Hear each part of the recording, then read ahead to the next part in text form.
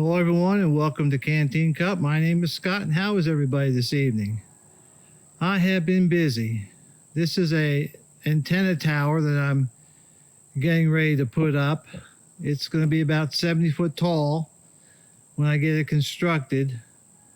And when you live out here in the country, if you want to have good communications, you got to get the antennas up high, especially if you're talking on VHF and UHF, which is line of sight, which are typically the radios that everybody buys, and so higher is better.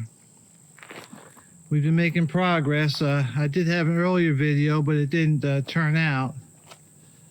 But I had a backhoe come in, and they dug me a hole, and they didn't make the hole quite as well as I would have wanted them to.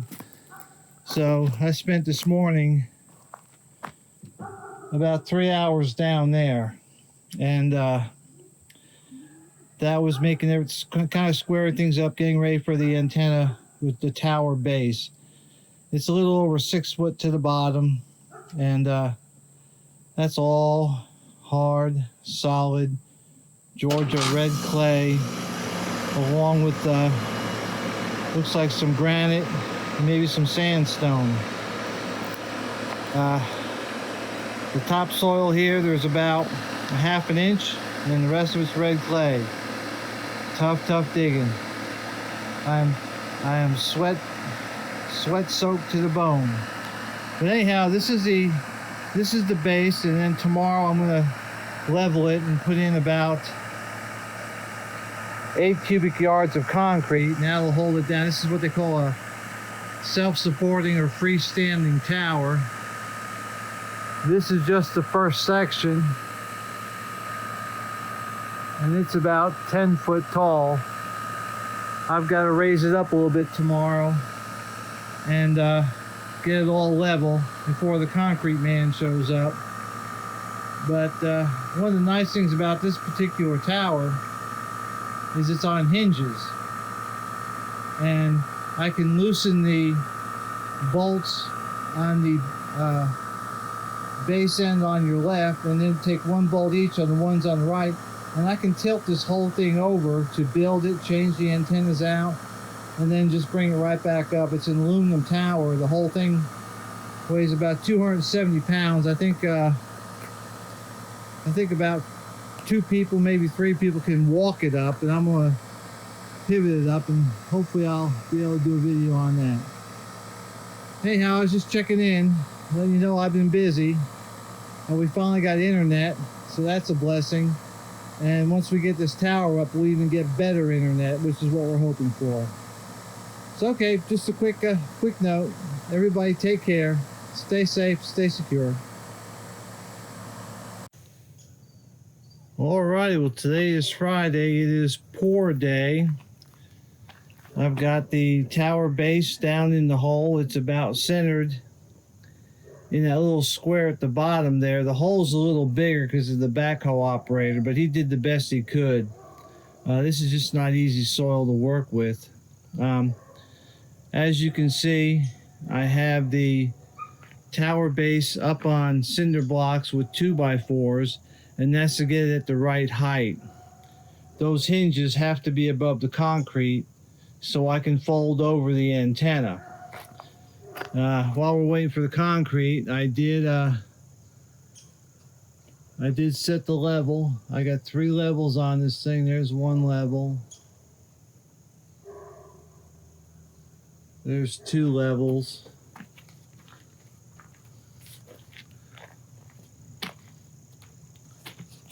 And then here's the 3rd. As you can see, we're really close. And as they pour the concrete, this thing will shift a little bit, but that concrete will be wet for a while. I mean, it sets in about 3 or 4 days.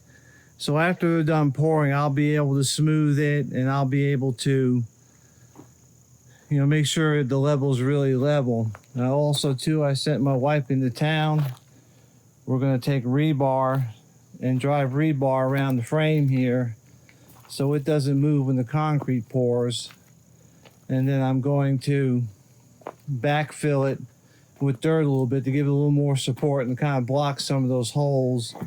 Where this plywood is this is where the backhoe started, and when he was digging, not doing a good job of that. When he was digging, he went a little bit too deep on this. So let me see if I can kind of lean you over a little bit. You can see he went a little too deep there, and so by covering it with the plywood, it'll fill that hole without overflowing to the outside. And I did that.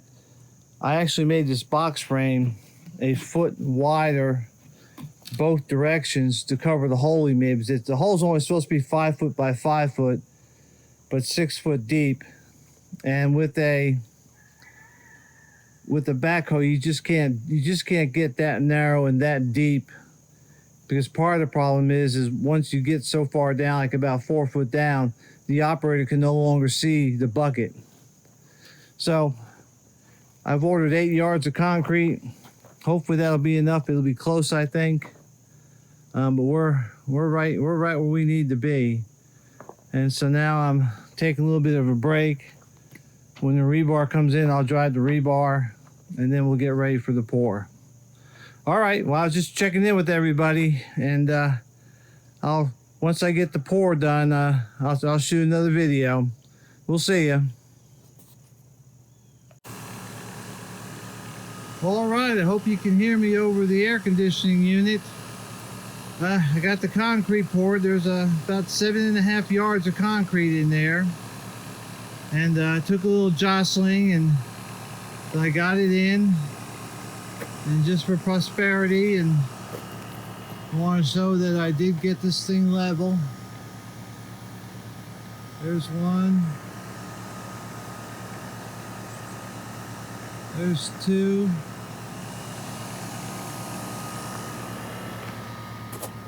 And I'll reach over, swing around, and get that one.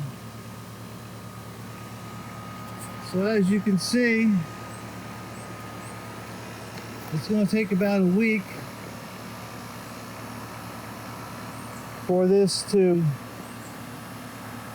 harden. And I'll come out here periodically and make sure it's level, but probably here in another couple hours, I'm not going to be able to move these. So, but there it is, section 1, the first 10 foot of a 70-foot tower. And it's a hot day. It's supposed to have record heat today. I think I'm going to go inside and cool off and check it out. Anyhow, there's a homestead project for the week.